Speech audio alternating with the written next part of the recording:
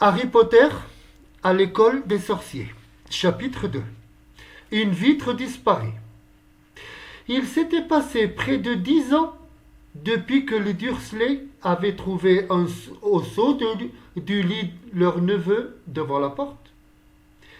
Mais Privet Drive n'avait quasiment pas changé. Ce jour-là, le soleil se leva sur les mêmes petits jardins, projet en faisant étinceler la plaque de cuivre qui portait le numéro 4 à l'entrée de la maison des Dursley. La lumière du matin s'infiltra dans un living room exactement semblable, à quelques détails près, à celui où M. Dursley avait appris par la télévision le fameux vol des hiloux de sinistre mémoire. Seules les photos exhibées sur le manteau de la cheminée donnaient une idée du temps qui s'était écoulé depuis cette date. 10 ans plus tôt, on distinguait sur les nombreux clichés exposés quelque chose qui ressemblait à un gros ballon rose coiffé de bonnets à pompons de différentes couleurs. Mais Dudley Dursley n'était plus un bébé et à présent, les photos montraient un gros garçon blond sur son premier vélo, sur un manège de fête foraine, devant un ordinateur en compagnie de son père ou serré dans les bras de sa mère qui le couvrait de baisers. Rien dans la pièce ne laissait deviner qu'un autre petit garçon habitait la même maison. Et pourtant, Harry Potter était toujours là. Encore endormi pour le moment, mais plus pour longtemps. Car sa tante Pétunia était bien réveillée et ce fut sa voix perçante qui rompit pour la première fois le silence du matin. Allez, debout immédiatement. Harry se réveilla en sursaut. Sa tante tambourina à la porte. Vite, debout, hurla-t-elle de sa voix surrouée. Harry l'entendit s'éloigner vers la cuisine et poser une poêle sur la cuisinière. Il se tourna sur le dos et essaya de se rappeler le rêve qu'il était en train de faire. C'était un beau rêve avec une moto qui volait et il eut l'étrange impression d'avoir déjà fait le même rêve auparavant. Sa tante était revenue derrière la porte.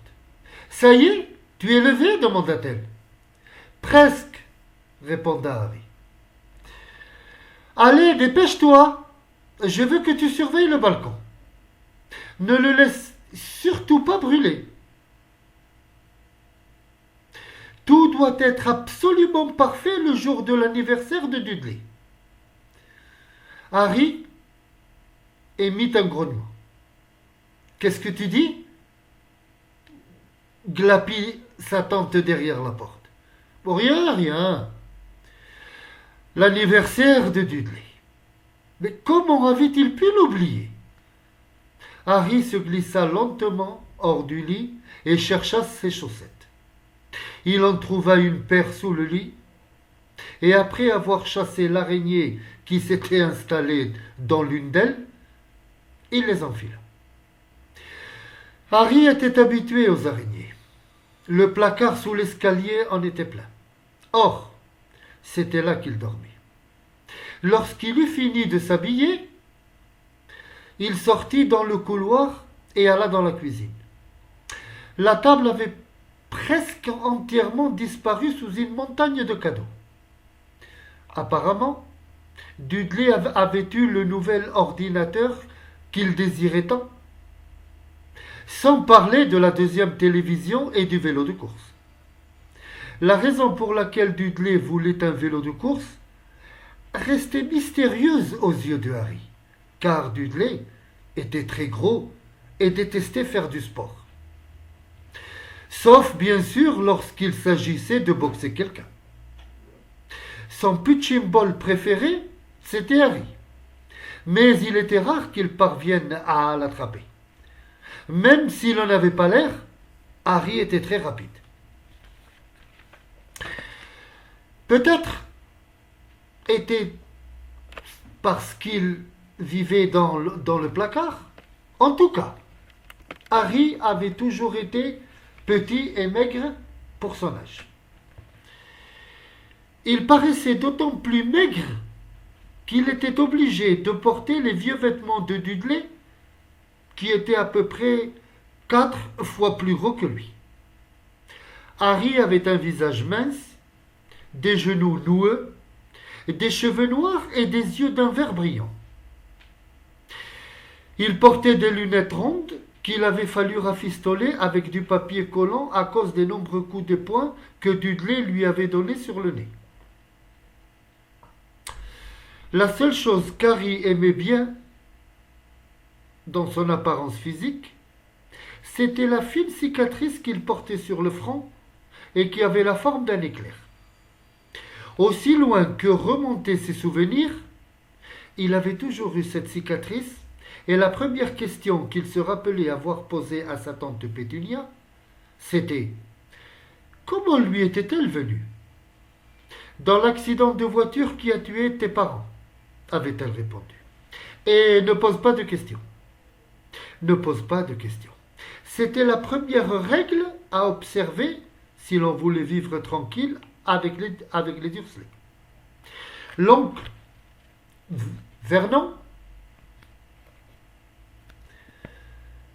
entra dans la cuisine au moment où Harry retournait les tranches de bacon dans la poêle. « Va te peigner !» aboya M. Dursley en guise de bonjour. Une fois par semaine environ, l'oncle Vernon levait les yeux de son journal pour crier haut et fort que Harry avait besoin de se faire couper les cheveux. Harry s'était fait couper les cheveux plus souvent que tous ses camarades de classe réunis. Mais on ne voyait pas la différence. Ils continuaient à repousser à leur guise, c'est-à-dire dans tous les sens. Harry était en train de faire cuire les œufs au plat lorsque Dudley arriva dans la cuisine en compagnie de sa mère. Dudley ressemblait beaucoup à son oncle Vernon.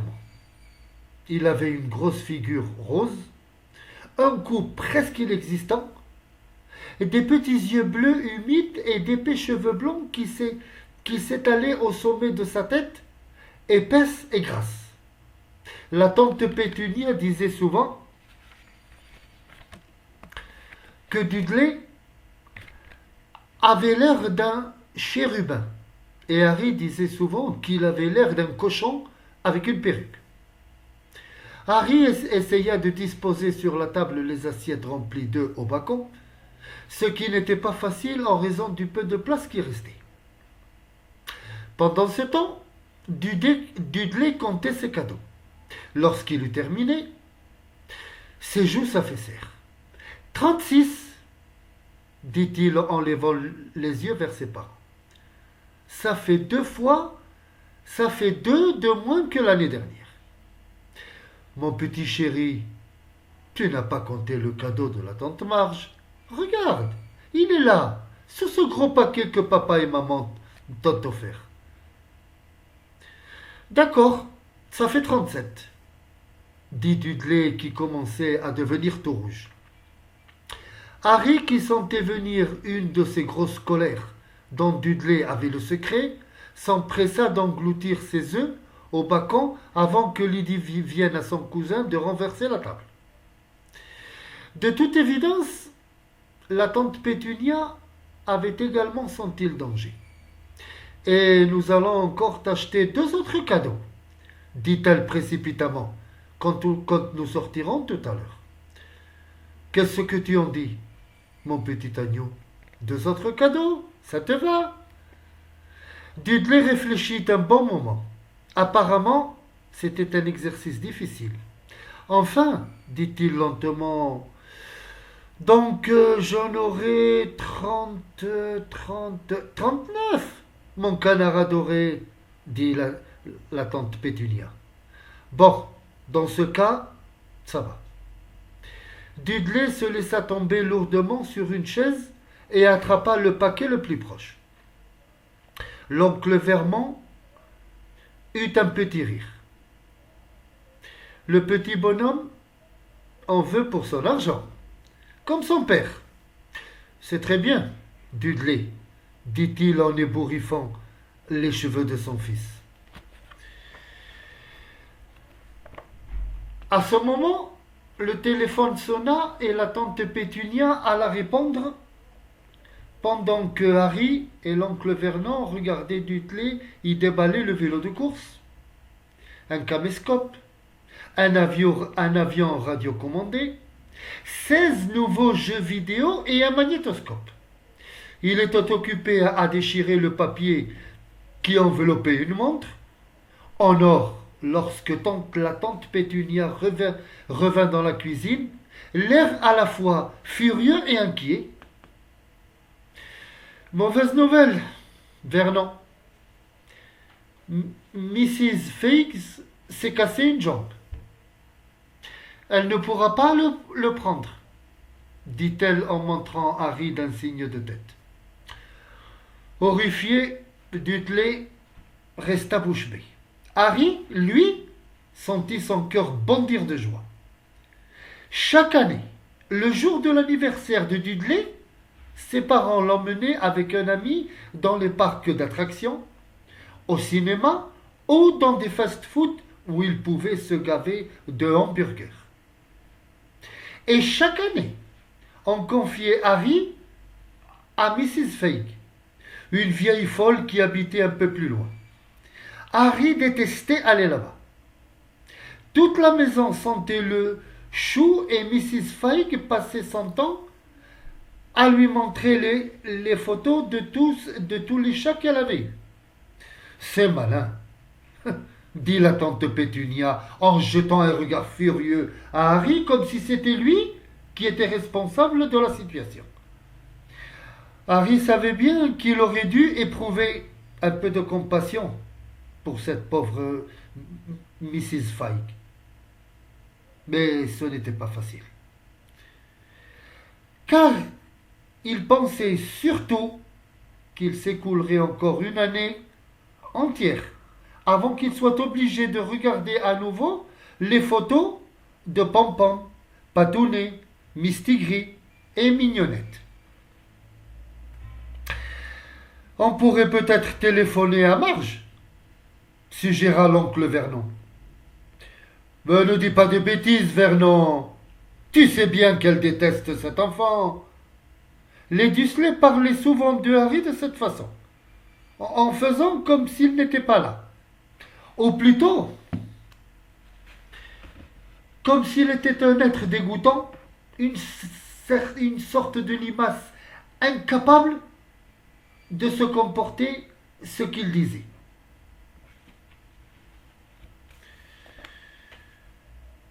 Et ton amie, comment s'appelle-t-elle déjà? Ah oui, Yvonne. Elle est en vacances à Majorque, répliqua sèchement la tante Pétunia. Vous n'avez qu'à me laisser ici, intervint Harry plein d'espoir. Pour une fois, il pourrait regarder ce qu'il voudrait à la télévision et peut-être même essayer l'ordinateur de Dudley. On aurait dit que la tante Pétunia venait d'avaler un citron entier. C'est ça, grinça-t-elle. Et quand nous reviendrons, la maison sera en ruine. Je ne ferai pas sauter la maison, assura Harry, mais il ne l'écoutait plus. Nous pourrions peut-être l'emmener au zoo, dit la tante Pétunia, et le laisser dans la voiture où nous attendons. La voiture est toute neuve. Pas question de le laisser tout seul dedans, trancha Monsieur Dursley. Dudley se mit à pleurer bruyamment. En fait, il ne pleurait pas pour de bon. Il y avait des années qu'il ne versait plus de vraies larmes. Mais il savait que dès qu'il commençait à se tordre le visage en gémissant, sa mère était prête à lui accorder tout ce qu'il voulait. Mon Dudlouché adoré, ne pleure pas, Maman ne va pas laisser gâcher ta plus belle journée, s'écria Mrs. Dursley en le serrant dans ses bras. Je veux pas qu'il vienne, hurla Dursley d'une voix secouée de faux sanglots. Il gâche toujours tout. Dudley adressa alors à Harry un horrible sourire entre les bras de sa mère. Au même moment, la sonnette de la porte d'entrée retentit. « Oh mon Dieu, les voilà !» dit précipitamment la tante Pétunia. Un instant plus tard, Pierce Polkiss, le meilleur ami de Dudley, entra dans la maison en compagnie de sa mère. Pierce était un garçon efflanqué avec une tête de rat. Quand Dudley tapait sur quelqu'un, c'était toujours lui qui tenait par derrière les mains de la victime, pour l'empêcher de se défendre. Dudley y cessa aussitôt sa comédie. Une demi-heure plus tard, Harry, qui n'en croyait pas sa chance, était assis à l'arrière de la voiture des Dudley, en compagnie de Pierce et Dudley. Pour la première fois de sa vie, il allait visiter le zoo. Son oncle et sa tante n'avaient pas trouvé d'autre solution que de l'emmener avec eux, mais avant de partir, l'oncle Vernon avait pris Harry à part. « Je te préviens, » avait-il dit, sa grosse figure rouge tout contre le visage de Harry. « Je te préviens que s'il se produit la moindre chose bizarre, tu ne sortiras pas de ce placard avant Noël. » « Je ne ferai rien, » assura Harry, « c'est promis. » Mais l'oncle Vernon ne le croyait pas. Personne ne le croyait jamais. Le problème, c'est qu'il se passait souvent des choses étranges autour de Harry, et les Dudley refusaient de croire qu'il n'y était pour rien.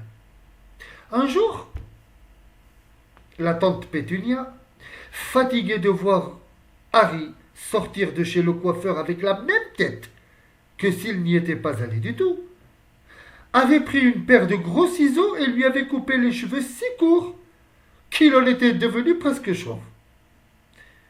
Elle n'avait pas laissé une frange pour cacher cette horrible cicatrice. Dudley s'était écroulé de rire en voyant le résultat, et Harry n'avait pas pu dormir de la nuit en imaginant ce qui allait se passer le lendemain à l'école, où déjà on se moquait de ses vêtements trop grands et de ses lunettes rafistolées au papier collant.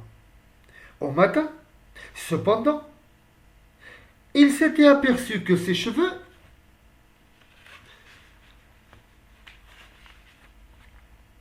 avaient repoussé tels qu'ils étaient avant que la tante Pétunia ne les coupe.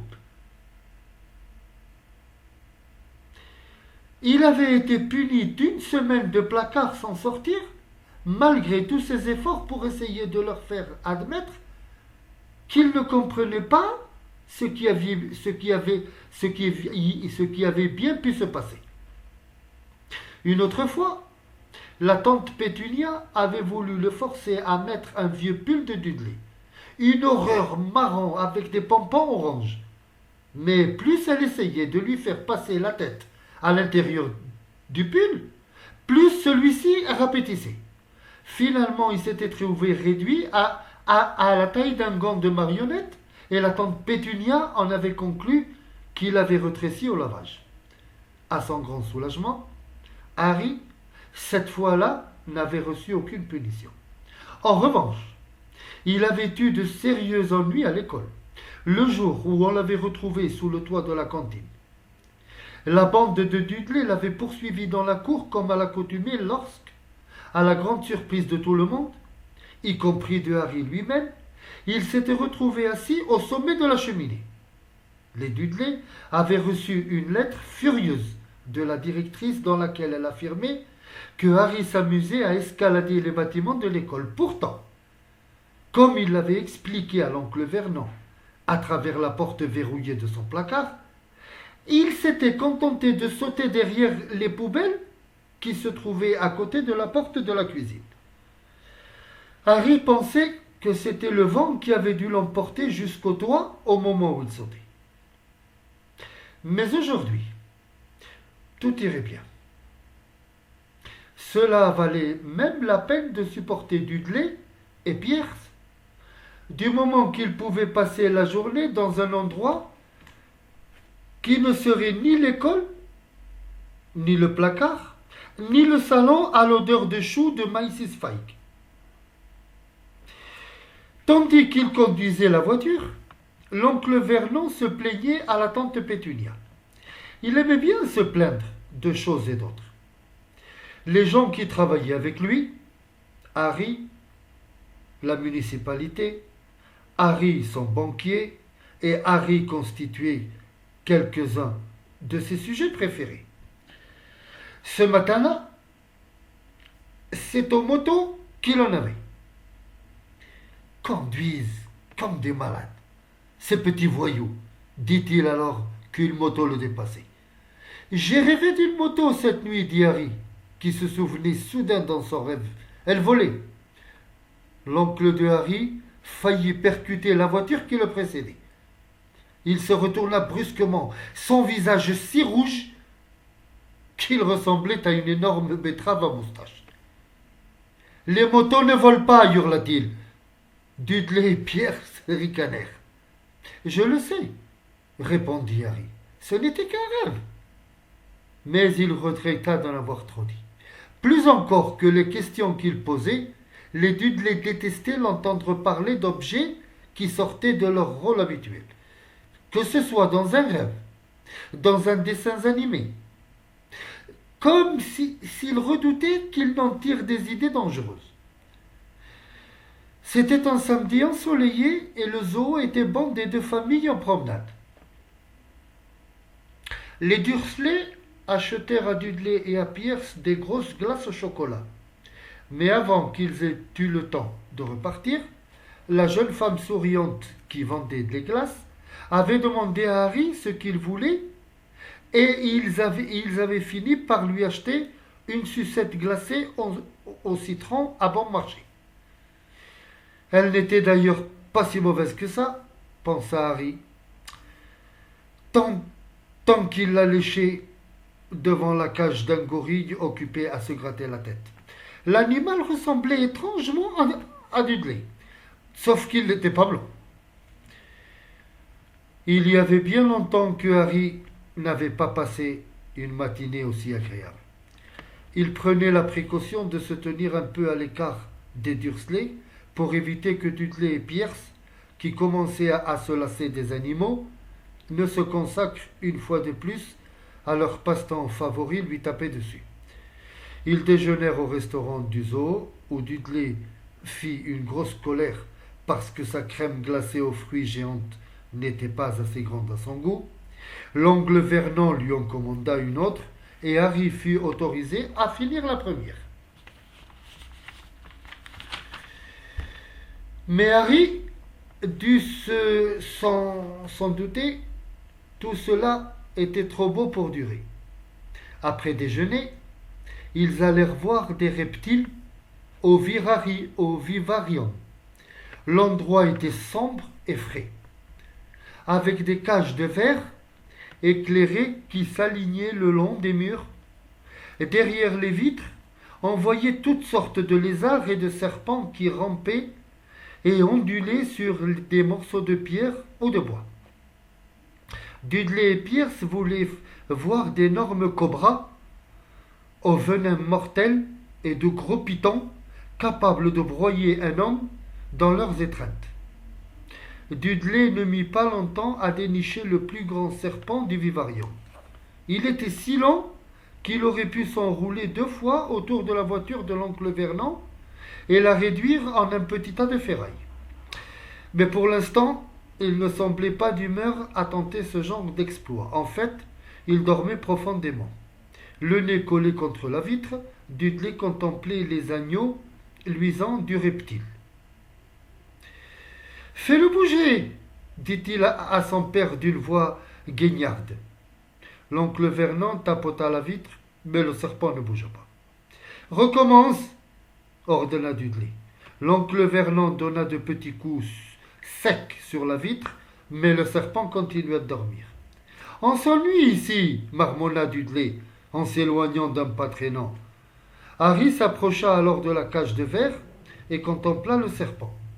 Il n'aurait pas été surpris que le reptile soit lui-même mort d'ennui à force de rester seul dans cette cage, sans autre compagnie que tous ces imbéciles qui passaient la journée à taper contre la vitre. C'était pire que de coucher dans un placard avec pour toute visite celle de la tante Pétunia qui tambourinait à la porte pour le réveiller. Lui, au moins, pouvait se déplacer dans la maison. Le serpent ouvrit soudain ses petits yeux brillants. Lentement, très lentement, il leva la tête jusqu'à ce qu'elle soit au même niveau que celle de Harry. Il lui fit un clin d'œil. Harry resta bouche bée. Il jeta un coup d'œil autour de lui pour s'assurer que personne ne le regardait, puis il dressa à son tour un clin d'œil au serpent.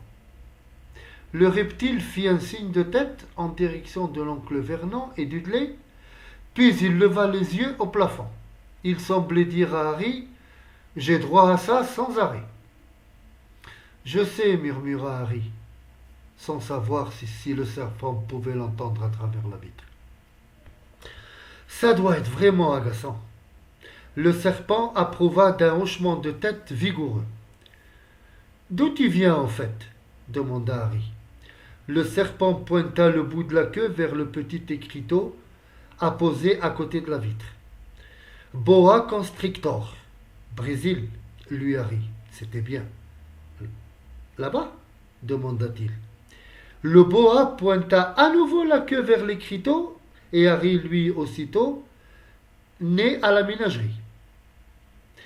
Ah, d'accord, je comprends.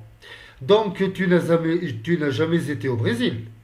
Tandis que le serpent confirmait d'un signe de tête, un hurlement assourdissant retentit et les fit sursauter tous les deux. Dudley, monsieur Dudley, regardez le serpent. Vous n'allez pas le croire. Dudley revint vers la cage en se dandinant aussi vite qu'il ne le pouvait. Pousse-toi de là, toi, dit-il en donnant à Harry un coup de poing dans les côtes. Pris par surprise, Harry tomba sur le sol de ciment. Ce qui se passa ensuite fut tellement rapide que personne ne vit comment c'était arrivé. Soudain, alors qu'ils se tenaient côte à côte devant la cage de verre, Pierce et Dudley firent un bond en arrière en poussant un cri d'horreur. Harry se redressa, le souffle coupé. La vitre qui retenait le boa prisonnier avait disparu. Le long serpent se déroula rapidement et quitta sa cage en ondulant sur le sol. Pris de panique, les visiteurs du vivarium se précipitèrent alors vers la sortie en hurlant de terreur. Au moment où le serpent glissa rapidement devant lui, Harry eut l'impression d'entendre une voix basse et sifflante dire « Et maintenant, le Brésil !»« Merci, amigo !» Le gardien du vivarium était en état de choc. « La vitre !» répétait-il. « Où est passée la vitre ?» Le directeur du zoo en personne offrit une tasse de thé fort et bien sucré à la tante Pétunia et se confondit en excuses. Pierce et Dudley balbutiaient d'un air ahuri. D'après ce que Harry avait pu voir, le serpent ne leur avait fait aucun mal. Il s'était contenté de claquer des mâchoires tout près de leurs mollets pour s'amuser à leur faire peur, mais quand tout le monde eut repris place dans la voiture de l'oncle Vernon, Dudley raconta que le boa avait failli lui arracher la jambe, tandis que Pierce affirmait qu'il avait essayé de l'étouffer en s'enroulant autour de lui. Mais le pire pour Harry, tout au moins. Ce fut lorsque Pierce, qui s'était un peu calmé, dit « Harry a parlé au serpent. Pas vrai, Harry ?» L'oncle Fernand attendit que Pierce fût rentré chez lui pour s'en prendre à Harry. Sa fureur était telle qu'il pouvait à peine parler. Il parvint seulement à dire « Fil, placard, pas bouger, rien à manger !» Puis il s'effondra dans un fauteuil et la tante Pétunia se hâta d'aller lui chercher un grand verre de cognac. Beaucoup plus tard, Harry, allongé dans son placard, se désolait de ne pas avoir de montre. Il n'avait aucune idée de l'heure et il ne savait pas si les Dudley étaient déjà couchés. Tandis qu'il ne dormait pas, il ne pouvait pas se risquer dans la cuisine pour aller chercher discrètement quelque chose à manger. Il avait passé 10 ans chez les Dudley et 10 années sinistres. Depuis que ses parents étaient morts dans cet accident de voiture, alors qu'il n'était encore qu'un bébé. Il ne se souvenait pas d'avoir été dans la voiture lorsque ses parents avaient été tués. Parfois, seul dans son placard, il fouillait dans ses souvenirs pendant des heures entières et une étrange vision émergeait de sa mémoire. Il revoyait un éclair aveuglant de lumière verte et se souvenait d'une brûlure douloureuse sur le front. C'était sans doute le choc de l'accident, pensait-il, bien qu'il n'eût aucune idée de l'origine de la lumière verte. Il ne se rappelait rien de ses parents. Son oncle et sa tante ne lui en parlaient jamais et, bien entendu, il n'avait pas le droit de poser de questions à leur sujet. Il n'y avait même aucune photo d'eux dans la maison. Lorsqu'il était plus jeune, Harry avait souvent rêvé qu'un parent lointain et inconnu vienne le chercher et l'emmène avec lui. Mais cela n'était jamais arrivé. Les Dursley étaient sa seule famille. Parfois, cependant, il lui semblait, ou peut-être était-ce un simple espoir, que des gens qu'il croisait au dehors le reconnaissent. C'était d'ailleurs des gens très étranges. Un jour, un homme minuscule, coiffé d'un chapeau haut de forme violet, s'était incliné devant lui pendant qu'il faisait ses courses avec Dudley et la tante Pétunia. Après lui avoir demandé d'un air furieux s'il connaissait cet homme, la tante Pétunia s'était dépêchée de les faire sortir du magasin sans avoir rien acheté. Un autre jour, dans un bus, une vieille femme échevelée, tout habillée de vert, lui avait fait de grands signes de la main. Récemment encore, un homme chauve, dans un long manteau pourpre, lui avait serré la main dans la rue, puis était reparti sans dire un mot. Le plus étrange, c'était que tous ces gens semblaient toujours disparaître dès que Harry essayait de les regarder de plus près. À l'école, Harry n'avait pas d'amis. Tout le monde savait que la bande de Dudley détestait Harry Potter, avec ses vêtements trop grands et ses lunettes cassées, et personne n'avait envie de déplaire à la bande de Dudley. Donc, si cette vidéo vous aura plu, n'oubliez pas de la liker et de vous abonner.